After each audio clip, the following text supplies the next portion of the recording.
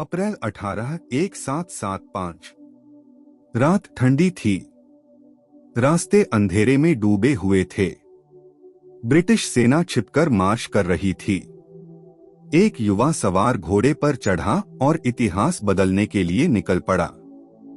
लेकिन क्या यह सिर्फ एक ही बहादुर लड़का था या क्रांति की शुरुआत कई वीरों से हुई थी? 1775 तक अमेरिकी उपनिवेश ब्रिटिश करों और नियंत्रण से नाराज थे। बोस्टन टी पार्टी जैसी घटनाओं के बाद तनाव और बढ़ गया। British general Thomas Gage Concord में हथियारों को जब्त करने के लिए सेना भेज रहे थे, लेकिन उपनिवेशियों के पास जासूस थे और वे तैयार थे।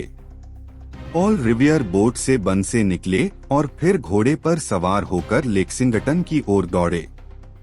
ओल्ड नॉर्थ चर्च में 2 लालटेन टंगे, एक अगर जमीन से, 2 अगर समुद्र से। इस संकेत ने ब्रिटिश सेना की चाल की चेतावनी दी। रिवर को बाद में ब्रिटिश सैनिकों ने पकड़ लिया, लेकिन अन्य सवार जैसे विलियम डॉस और सैमुअल प्रेस्कॉट ने संदेश आगे बढ़ाया। 19 अप्रैल 1775 की सुबह ब्रिटिश सैनिक लेक्सिंगटन पहुंचे। एक गोली चली, दुनिया में सबसे प्रसिद्ध गोली। लेक्सिंगटन और कॉनकॉर्ड की लड़ाइयों ने अमेरिकन रेवोल्यूशनरी वॉर की शुरुआत की। एक गुप्त मिशन खुली विद्रोह में बदल गया, और वही विद्रोह नए राष्ट्र का जन्म देने वाला था। कई साल बाद कवि हेनरी लॉन्गफेलो ने पॉल रिवर को अकेले के हीरो के रूप में अमर कर दिया। लेकिन असली कहानी यह है कि यह सामूहिक प्रयास था। किसान, लोहार, संदेशवाहक सभी ने जोखिम उठाया।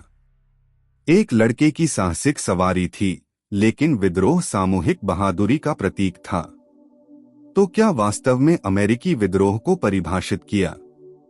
एक किशोर की रात की सवारी, या कई अनजाने वीरों की बहादुरी और साहस? और अगर आप उस रात वहां होते, क्या आप खतरे में सवारी करते या चुप रहते? आप क्या सोचते हैं? नीचे कमेंट में बताएं।